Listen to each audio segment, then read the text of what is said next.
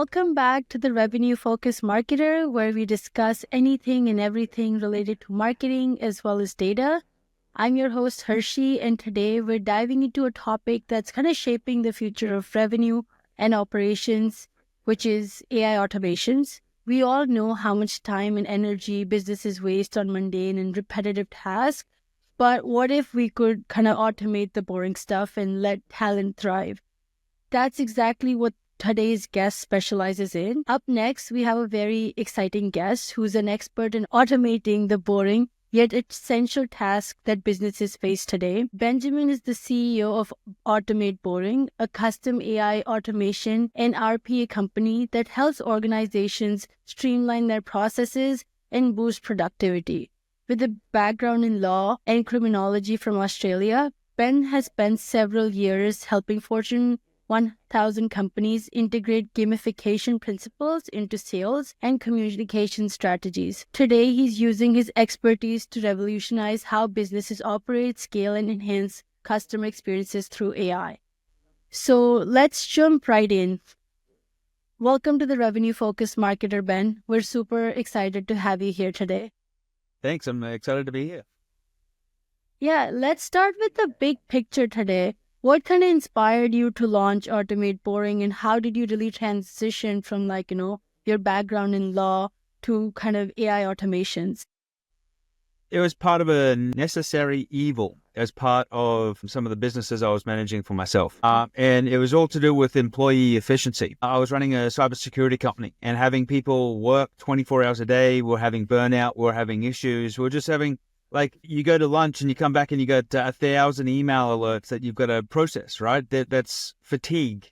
And you missed the wrong alert and that has a problem. So that started this quest many years ago on how do I automate what these people are doing so I can make them more efficient, right? And then that quest has just evolved and it's constantly growing. Right now, I'm literally showing clients firsthand how I'm scaling a brand new e-commerce company and scaling it to get to $100,000 a month, then $500,000 a month, and then using automations as part of the design infrastructure. And I even share the battles we have when we're talking to fulfillment houses and production houses on the difficulties of integrating automation, because it could be a process change that's different to what they're used to because of just how our workflows need to work because we're automating things, right? So it's just been this continual quest to how do I improve profitability? How do I have a team of 3 appear as a team of 50? And I do that right now with our content team that I've built, my AI content team, and we publish 5,000 blog posts a month, and we publish a few thousand social media posts because of it. And that's we created 20 different AI personas to write content from different backstories and personas. And this is a business that's literally a team of 3 people doing this. So you can really compound the effect and the profitability of your employees or your independent contractors or however it is. Not everyone has employees these days. Some people have independent contractors. So it's kind of how do we improve the efficiency and empower them to win? Not replace them, because that's a dangerous word, if that makes sense. Yeah, no, definitely. I think that's really fascinating. And automation is such a hot topic, but I think many companies are still really hesitant to adopt AI. So what's the biggest misconception about automation that you've encountered in maybe your conversations? I think you kind of mentioned something about, automation and AI replacing jobs, but what else do you kind of see out there? Massive resistance to employees implementing. They all like the idea of automation and they'd love to have things automated. But when you start automating things around their role, they instantly pucker because they're like, my God, they're going to replace me. So then you have the employee sabotaging the automation. You have the employees not wanting to participate in the automation anymore. You have, I sat down with our fulfillment house yesterday, and I was talking about how they have a team of 10 people who fill the bottles of our products, right? And I said, well, what I'm doing is I'm going to be getting a machine that I can put in here that can fill 60 bottles a minute, and we can actually custom label every bottle. And they were like, what happens to our team? I'm like, well, I'm going to get that team doing other things, But what they're doing right now isn't the most efficient thing they could be doing. There's way more things they could be doing, which is more profitable to the business. So I think one of the biggest problems bosses have is having that real conversation with the employee to go, look, your job description was this. Yeah. Your job description needs to become this. And there's a difference now because there's technology that can empower them. Does that make sense?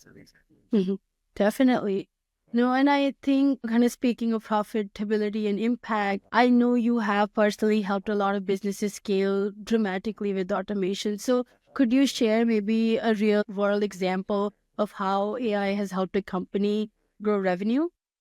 Yeah, so we Maybe an had example or one two. company where we helped them scale their tax business from about 250 grand to $150 million in processing in 8 months or less. We helped them scale that because we took 2 hours of accounting work and consolidated it down into 60 seconds because that's how long it took the computer to complete it. We've Oh, had wow. architecture firms where we've helped them manage their million product list inventory on reconciling price and availability and quantity from all their vendors, so their product catalog. So instead of going, hey, I want to find out, is this couch in stock? The AI is literally emailing every week, every month, requesting the price catalog, requesting inventory. We've helped companies reconcile invoices. We've helped a company find $900,000 in overbilling from their suppliers. So because we were able to reconcile transaction logs for 3 months. So there's a lot of mundane, boring, repetitive tasks we all know we should do. I should go reconcile those vendor statements to make sure my suppliers haven't overcharged me. I should go and check FedEx to make sure all the parcels were delivered on the on-time guarantee. And if they didn't, file that claim because then I can get a compensation for it and things like that, right? Or there's lost parcels or misplaced parcels. There's the whole life cycle of thing, let alone just auditing sales processes. We've helped clients analyze their sales conversations to understand missed opportunities and phone calls because we analyze the call transcript and go, well, the customer asked this question, but then you didn't even answer it. You shut them down. You didn't do this. The customer asked a buying response here and you missed it. All right, you went into a script and you're reading your script and they were ready to move on and you sat in a space which may have caused you to lose a sale and you don't realize that. So there's a whole lot of feedback loops we've helped create for companies to help them understand their data.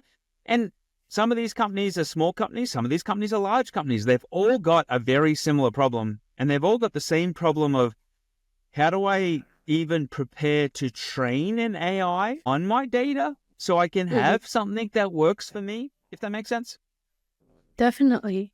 Yeah, I think marketing also, you kind of mentioned about sales, but marketing also has a lot of repetitive tasks.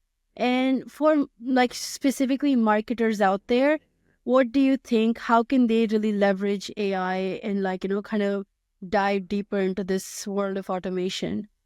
Yeah, so I'd highly recommend that they start thinking about, if you haven't brought on an assistant, it's hard to bring on an AI because you need to be able to delegate the tasks to others, right? So one of the things you want to be doing is working out what are you automating. So a lot of people struggle when they don't have a specific process that they do. They know they do a task, but if you do that task differently every single day, what are you automating? I'll give you an example. We had a client where they said, hey, we want you to automate this thing we do with our invoices. There was 10 people in this team. We reviewed what they were doing, and what we worked out was they were doing the same task 8 different ways. So our question to them was, well, do you want us to build it out for you in all 8 different ways? Or do you want one way to become standard? And then that created a conflict for that company because everyone's like, well, my way is better. No, it should be done this way. But yet the company thought it was one method. So this becomes also then problematic, when you're just training people. If they're all doing it different ways, yet they're getting to the same result, what's that company standard? Because then it's hard to track, enforce, understand where the issues are or bottlenecks are. So a lot of companies don't know how to delegate or even have a consistent task. And you need to be understanding that automation is a process of iteration because a lot of people try to automate a task thinking that it's going to be done perfectly. But you know, with any task that you do right now, it's not perfect. Yeah. There's errors, there's mistakes. It could be better. You've done it when you wanted to do better, but you've just got it's good enough. But yet when an AI is doing it, or when an automation is doing it, ChatGPT, whatever we want to do, we think it's got to be perfect rather than going, what can I have working today and then improve it tomorrow? Like the first time we published our blog post system, our content repurposing engine, it wasn't perfect. But we were creating more content that was beneficial. And over the course of 2 months, we've made it fantastic. Are we still happy with it? No. Do we want to take it to whole new levels? Yes. And there's some big lessons people could learn from, if that makes sense. Definitely. I think when we kind of talk about content, right, a piece that comes with it is is there any sort of personalization that's been done? Because a lot of people say when you're utilizing AI tools and, you're relying on them, you kind of miss out on that sort of human touch. So what advice would you have for marketers that are trying to leverage AI and automation for their content writing piece? The human touch thing, I think, is a crock of crap, to be honest, because the human touch is, you're not using human touch consistently and effectively now. What you can do is layer human touch around AI automation, if that makes sense. So it's just still have a phone call, still have a real text message, still send a real email, because you've automated emails for 90 days, 180 days, right? But throw in a few real ones, throw in a real text message. And people think they're doing it. And one of the biggest misnomers with any communication you're doing, anything like that, you think you're actually doing more than you really are. And until you actually analyze your data of which clients are you communicating with, because if you've got 100 clients, I can pretty much guarantee you're not having a conversation with all of them every single month. Have you wished them happy birthday? Have you wished them their anniversary? Did you know that they had a job promotion? Human touch is this type of stuff. And AI can alert you to the fact that XYZ just had an anniversary, get a gift, send it. It can help you be a more effective human. So I think people say this as a way because they haven't trained a ChatGPT to be more effective than them. And let's face it, ChatGPT models now, with the reasoning models that are now out there, they're way smarter than you and I. It's just that we need to train them on our world. And this is where people really fail. They're like, ChatGPT doesn't know my stuff. I'm like, yeah, but it got trained on the world. It didn't get trained on your world. So it's your job to train it on your slice of what you do. Does that make sense? Definitely.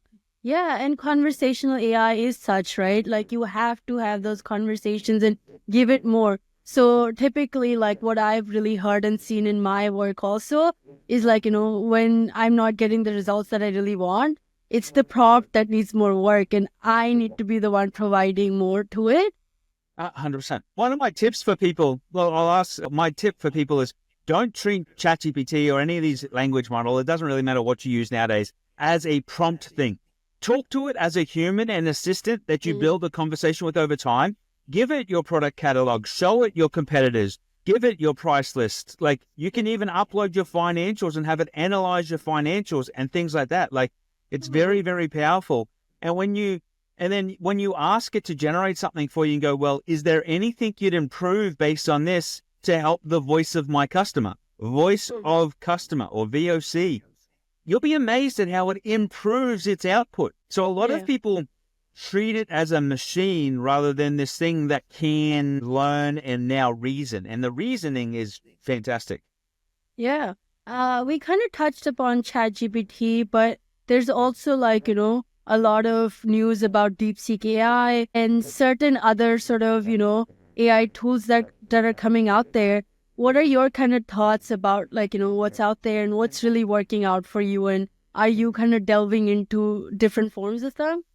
Oh, yeah, 100%. So we use Perplexity all the time. I use Gemini. The Gemini model has been very, very powerful. Perplexity is really great for when you want to research and do reasoning and things like that. So you can have it go and research keywords or topics or press releases and data, and it pulls the sources, and then you feed that in to a Gemini, an Anthropic, a Claude, whatever you want, right? To then do the content writing piece. So you set up a research bot, then you set up a writing piece, then you set up an editing bot, which could be a different model. So you could be using different language models to then create this ability to have the workflow you want. Definitely. I think this has been such a fascinating conversation. As we come up to close our discussion today, I just wanted your thoughts on, where do you kind of see the future of automation and the future of AI? Is it like still going to be generative AI? Is it agentic AI? Is search what people should really be focused on? Just wondering your thoughts on, what's It's all going to be upcoming agentic next. AI because agentic AI is completing tasks, right? So this is the next evolution of what's coming out. And it's literally, it's all about how do we do the workflow, because writing the blog post is one thing, but that's pointless if the post is never put on the website, never put on Medium, never put on LinkedIn, never put on the socials, never turned into a report that's sent out to the clients. Like, so we've been in the generative stage of doing things. Now we're getting to the point of agentic, which is just doing, it's a simple word for doing a workflow. How do I take the blog, the social media post, the Facebook ad, and have it go live? Like, how do I have it analyze the stats from the Facebook ads and go, here's how you could optimize your ads to improve it? Like, I just took my Facebook ads and reduced the cost per acquisition from $50 to $32 in less than a week by leveraging these type of models and automations and these workflows to work around me, not like do it all for me. I'm kind of still pulling the strings, but I'm way more efficient now. Wonderful. And honestly, this has been such an eye-opening conversation. Ben, for those that kind of want to learn more about you and Automate Boring, where can they really find you? Yeah, so automateboring.net. If you got questions, you can reach out to help@automateboring.net, boring.net. I offer people a complimentary chat session where we'll brainstorm automation ideas just to see what you could automate, how you could automate. And I usually suggest free tools for people to even get started with if they want to do that themselves. Awesome. Thank you again, Ben, so much for joining us today. I know I learned a lot, and I'm sure our listeners will walk away with a lot of valuable takeaways. So that's a wrap for today's episode of the Revenue Focused Marketer. If you found this episode valuable, just leave us a review and tell us how you really felt about it. Share your insights with us and stay tuned for more insights because AI is evolving and we're here to kind of guide your path.